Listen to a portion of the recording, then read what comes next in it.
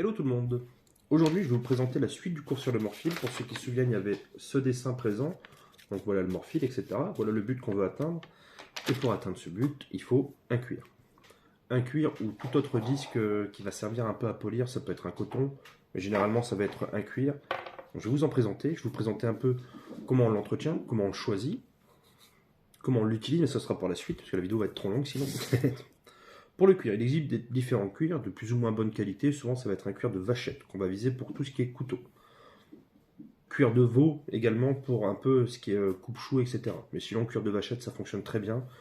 C'est pas très cher, ça se trouve facilement Amazon, en brocante, peu importe. Vous pouvez les acheter un peu souples, comme celui-là, qui est quand même vachement souple.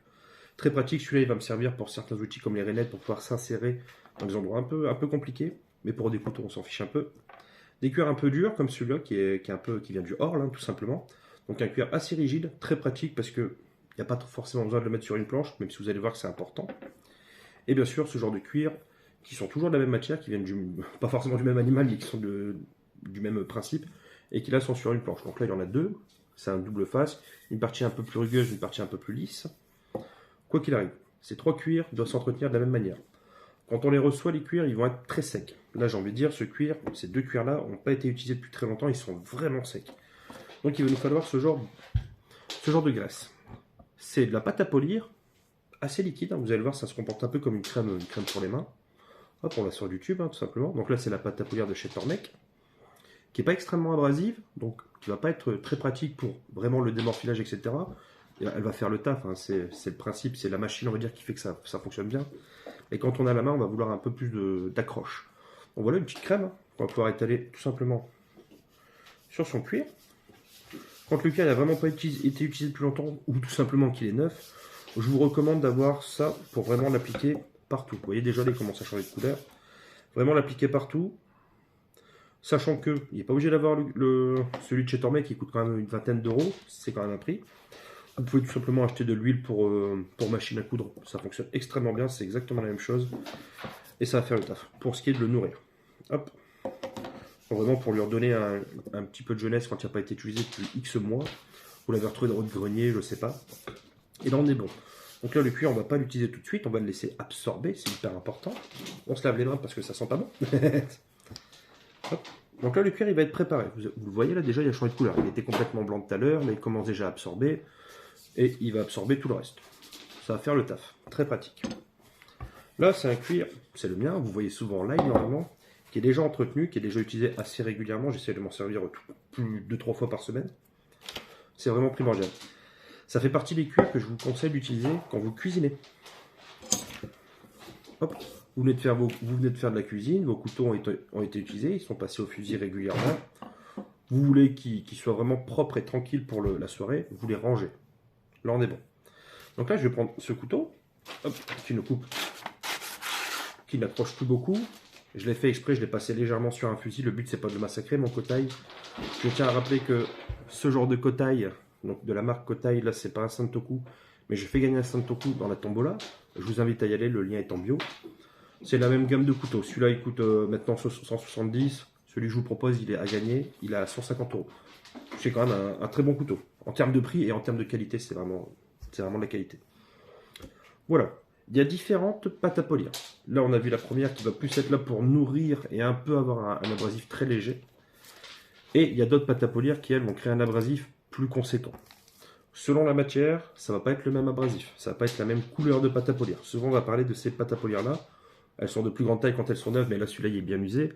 C'est une pâte à polir verte. Utile pour les métaux durs, type couteau, inox, carbone, ce que vous voulez. Très pratique, c'est la plus commune pour les couteliers qui veulent juste démorphiler. Donc là, pour un cuir qui est tout neuf, dans ce genre-là, par exemple, vous l'avez bien nourri, il a bien absorbé. Là, je pourrais même encore un peu étaler. Il a bien nourri, il a bien bu, on va dire. Il s'est complètement mis en forme. Vous allez mettre la pâte à polir vraiment assez, un peu trop chargée. Pour la première fois, il vaut mieux que ça soit un peu trop chargé. C'est pas dramatique. Là, malheureusement, je le charge beaucoup trop, sachant qu'il est entretenu. Ensuite, il faudra l'utiliser. Contrairement au fusil à aiguiser, donc je rappelle, ça va être dans ce sens-là. On va trancher dans le fusil. D'accord? Vers le bas, vers le haut, peu importe. D'accord? La même idée. Ok. Vous faites ça. On passe toujours un coup sur le couteau, évidemment.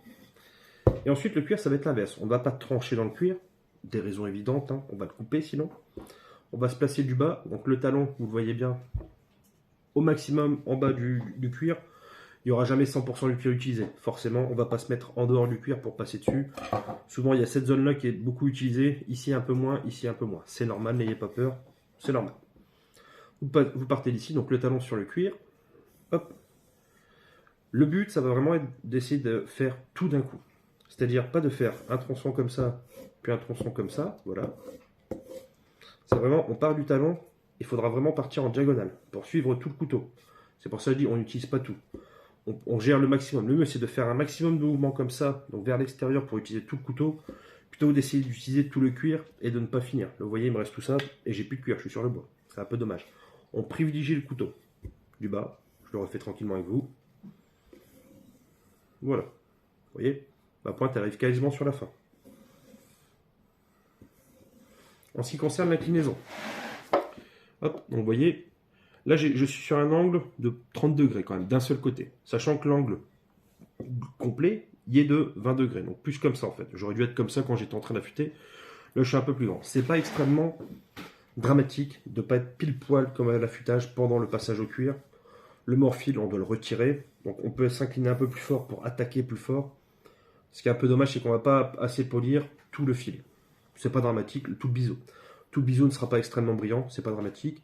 Au début, concentrez-vous sur le démorphilage, vraiment la bavure qu'on doit retirer. Je vous invite encore à regarder ce cours. Dès que vous aurez fait ça, on est bon. On part comme ça, dans l'autre sens. D'accord? Vous voyez bien? Voilà, essayez de le mettre de côté pour vous. Après, effectivement, on peut s'incliner un peu plus pour la fin. Pas beaucoup, hein, mais un peu. Vous voyez, toujours du bas vers le haut, du haut vers le bas. On ne tranche pas le cuir, on est bon. On n'oublie pas, on doit respecter un maximum la courbure du couteau. Contrairement à l'affûtage où là, il faut vraiment avoir ce mouvement de on vient vers nous et on doit lever la pointe. Là, encore une fois, il n'y a pas besoin d'être aussi délicat, j'ai envie de dire. On prend, on va effectivement avoir un petit mouvement de balancier sur la fin pour la pointe, mais c'est vraiment très léger comparé à l'affûtage. Forcément, vu que l'angle n'est pas le même. Et voilà. Et là, on est bon.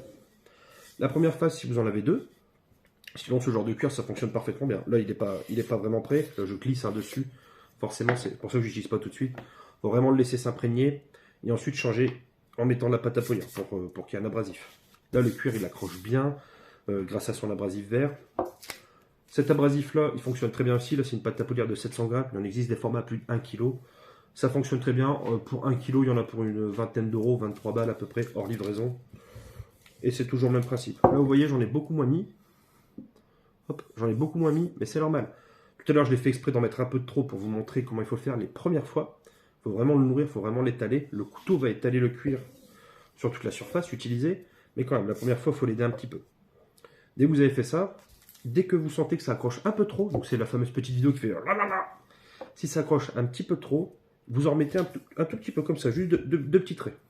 Un petit V, un petit W comme vous voulez. Et là, vous le sentez.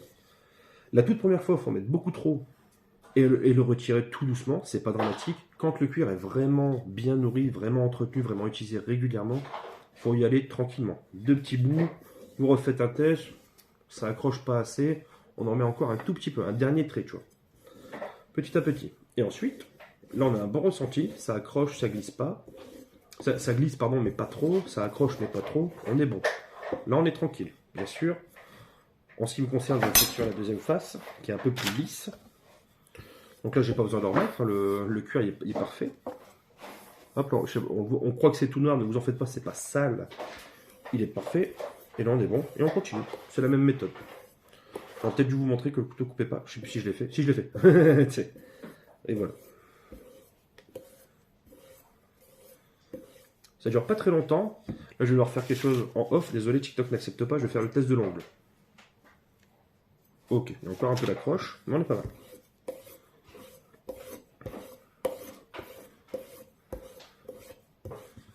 Et hop là. On essuie, toujours son couteau, évidemment. Là, si vous voulez être sûr de vous, pour les premières fois, faites le test. On coupe du papier, on essaye de voir si ça fonctionne. Impeccable, là, je suis bon. J'aurais dû prendre un papier plus long pour voir du talon à la pointe, mais bon, je me fais confiance, moi je connais maintenant. Pour vous, essayez de prendre vraiment une feuille de ce format-là, hein, qui est plus grand que le couteau, une feuille A4, je ne vais pas le faire là, et faites votre test. Voilà pour l'utilisation et la pâte à polir, les différentes pâtes à polir. Comme je vous ai dit, il existe différents formats, différentes couleurs. Là, c'est plus une marron, là, c'est une verte, là, c'est une blanche. C'est pas forcément le même besoin, c'est pas la même utilité. Il y a des pâtes qui vont être là pour polir certains métaux, les métaux précieux.